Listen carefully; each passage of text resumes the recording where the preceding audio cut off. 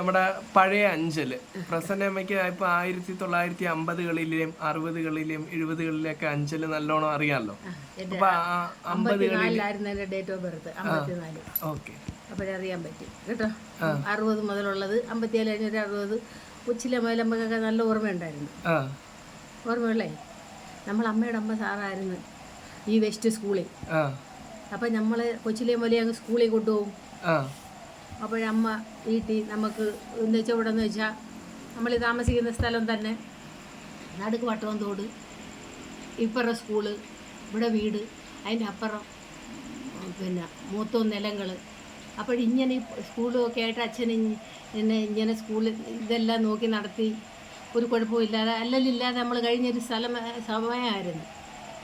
വീടാന്തരം ഞങ്ങൾ കയറി ഇറങ്ങും, കൂട്ടുകാർ അവിടുത്തെ പിള്ളേർ ഇവിടെയും വരും. ഓണക്കളിയായിരുന്നു ഞങ്ങൾക്കുള്ള ഭയങ്കരം.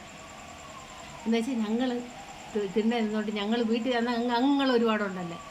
അപ്പോഴടുത്ത പിള്ളേരും എല്ലാ പിള്ളേരും നമ്മളെ വീട്ടിൽ വരും ഓണം കളിക്കാൻ.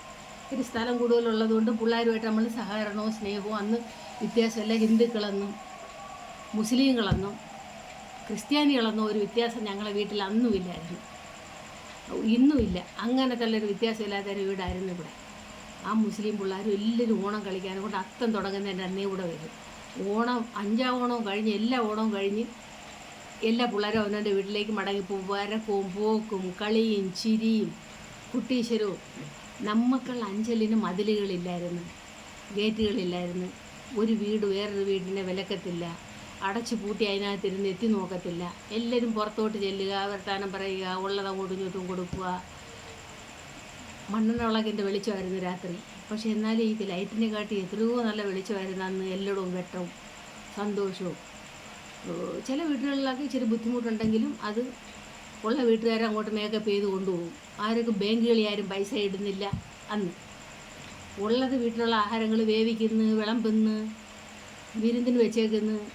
വീട്ടിലുള്ള പിള്ളേരൊക്കെ കൊടുത്തില്ലെങ്കിലും നല്ലൊരു മെത്തപ്പായും തലങ്ങണയും രാത്രിയിലെങ്കിലും വരുന്ന വിരുന്നിന് കൊടുക്കാനെ കൊണ്ട് വീട്ടിൽ സൂക്ഷിച്ചിരിക്കും. എപ്പോഴാണ് വിശന്ന് ഒരു ആൾക്ക് ഉണ്ണാനുള്ള ചോറ് എപ്പോഴും വീട്ടിൽ ചോറും കറികളും കാണും. ആ വീട്ടിലുള്ള ഒരാൾക്ക് കുറച്ച് കഴിച്ചാലും ശരി, കരുതി വെച്ചാൽ. ഇന്നോ ഫ്രിഡ്ജിനകത്ത് സാധനം ഇരുന്നാലും വരുന്നവർക്ക് എടുത്തു കൊടുക്കത്തില്ല.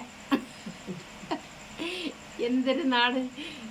അന്ന് ഞങ്ങൾ 5 പഞ്ചായത്ത് ഓഫീസോടായിരുന്നു. ചന്തയ്ക്കകത്ത് ഒരു ബിൽഡിംഗ് ഉണ്ടായിരുന്നു. ഹനീഫ മുതലാളിയായിരുന്നു അന്നത്തെ പഞ്ചായത്ത് മെമ്പർ. എനിക്കുള്ള ഓർമ്മ തുടങ്ങുമ്പോൾ ഞങ്ങളെല്ലാവരും ആ പഞ്ചായത്ത് തിണ്ടയിലൊക്കെ അങ്ങനെ ചെന്ന് ഇങ്ങനെ ഇരിക്കും. അവിടെ ഇടയ്ക്കിടയ്ക്ക് വല്ല രാഷ്ട്രീയ പരിപാടികളൊക്കെ ഇങ്ങനെ വരും. പിന്നെ മരണക്കിണർ കൊണ്ടുവരും, സർക്കസുകൾ കൊണ്ടുവരും, കാഴ്ച ബംഗ്ലാവ് കൊണ്ടുവരും. അപ്പോൾ ഈ സർക്കസുകളും കാഴ്ച ബംഗ്ലാവൊക്കെ തുടങ്ങും. ഞങ്ങൾക്കുള്ളൊരു അപ്പച്ചി എൻ്റെ തൊട്ടടുത്ത് തന്നിറന്ന് പറയും. അവരവിടെ താമസം ഉണ്ടായിരുന്നു. അവിടെ ഒരു അണ്ണനുണ്ടായിരുന്നു, വിജയണ്ണൻ. അണ്ണൻ അന്നേരം അവിടെ ഡാൻസൊക്കെ കളിക്കുമായിരുന്നു പുറത്ത്. ഞങ്ങളെല്ലാം അത് കാണാൻ കൊണ്ട് അവിടെ ചെന്നിരിക്കും. അതൊക്കെ തന്നെ വലിയ കാര്യങ്ങൾ. TV ഇല്ല വീട്ടിൽ, ഒന്നുമില്ല. അങ്ങനെ അണ്ണനെല്ലാം MGRൻ്റെ കൂട്ട് പാൻറ്റും ഒക്കെ ഇട്ട് അന്ന് നിന്നുകൊണ്ടൊരു ഡാൻസ് കളിക്കുന്നത് നമുക്കറിയാം കേട്ടോ. അണ്ണനെന്ന് ആ വീട് അതാണ് ഞങ്ങൾ തനിനിറത്തിൻ്റെ അപ്പച്ചിയുടെ വീട്. അവിടെ ഞങ്ങളുടെ കൂടെ ഇത്രയും പിള്ളേരുണ്ടായിരുന്നു. ഞങ്ങൾ അങ്ങോട്ടും പോയി അവരുടെ വീട്ടിലും ശബരിമല പടുക്കുകയും ഞങ്ങളെ വീട്ടിലും വായനയും പടുക്കുകയും മാസം തോറും വായനയും ഇങ്ങനെ ഞങ്ങൾ അങ്ങോട്ടും ഇങ്ങോട്ടും കഴിഞ്ഞുകൊണ്ടിരിക്കുകയും പൂജയും ഈ ആഹാരങ്ങളെല്ലാവരും കഴിച്ചതിൻ്റെ ബാക്കി പൂജയിലും ഭക്തിയിലും ആ പൈസ അങ്ങ് ചിലവാക്കും. ആരും ബാങ്കുകളിൽ പോകുന്നില്ല, പൈസ അടയ്ക്കുന്നില്ല, സ്വർണ്ണങ്ങൾ മേടിക്കുന്നില്ല, ആരും ഒന്നും കൂട്ടുന്നില്ല. ഒരു കല്യാണം ഒരു വീട്ടിൽ വന്ന ഉടനെ അയലത്തെ വീട്ടിലെ തടിയും തണ്ടും എല്ലാം കൊണ്ടുവന്ന് ഈ വീട്ടിലിടും. ഈ വീട്ടിലെ തടിയും തണ്ടും എല്ലാം കൊണ്ടുവന്ന് അടുത്ത വീട്ടിൽ കല്യാണം. ഇവിടെ വാഴയിലേക്ക് ഉണ്ടെങ്കിൽ വാഴയിലെല്ലാം വെട്ടി അവിടെ നിന്നുകൊണ്ട് തന്നെ അച്ഛൻ ഓർഡർ ഇടും. അവിടെ നിന്നെല്ലാം വാഴയില വെട്ടി കൊണ്ടുവന്ന് രാത്രി വാഴയില നിരത്തുന്നു. വീട് പണി. അവരുടെ വീട്ടിലില്ലാത്ത സാധനം ഇവിടുന്ന് കൊണ്ടുവരുന്നു, ഇവരെ വീട്ടിലില്ലാത്ത സാധനം അവിടുന്ന് കൊണ്ടുവരുന്നു. ഒരു മതിലോ പരിധികളോ യാതൊന്നുമില്ലാത്ത ആ മനുഷ്യർ എത്ര സുഖമായിട്ട് ജീവിച്ചിരുന്ന ആരോഗ്യമുള്ള മനുഷ്യരായിരുന്നു അന്നത്തെ. നല്ല ആരോഗ്യം. അവർ ആഹാരം കഴിച്ചുള്ള ആരോഗ്യമല്ല അവരുടെ ആ സന്തോഷം. അവർക്ക് മണ്ണെണ്ണ, ചില വീട്ടുകളിൽ മണ്ണെണ്ണ കാണത്തില്ല. അപ്പോൾ ഒരു വിളക്ക് മണ്ണെണ്ണ അവർ മേടിച്ചുകൊണ്ട് വന്ന് വെട്ടം കാണാൻ. അങ്ങനെയൊക്കെയുള്ള സമയമായിരുന്നു. അത് അടച്ചു കൊണ്ടുപോകും. ഇന്നെന്തൊരു സമയമായി മാറി. എല്ലാം ഉണ്ടെങ്കിലും ഒന്നുമില്ലല്ലേ. ആരും ഒന്നും ആർക്കും കൊടുക്കത്തുമില്ല. ഇന്നത്തെ രീതിയേ അല്ലായിരുന്നു അന്നത്തെ. മനുഷ്യന് അങ്ങോട്ടും ഇങ്ങോട്ടും സ്നേഹവും ഉണ്ടായിരുന്നു, സഹകരണവും ഉണ്ടായിരുന്നു.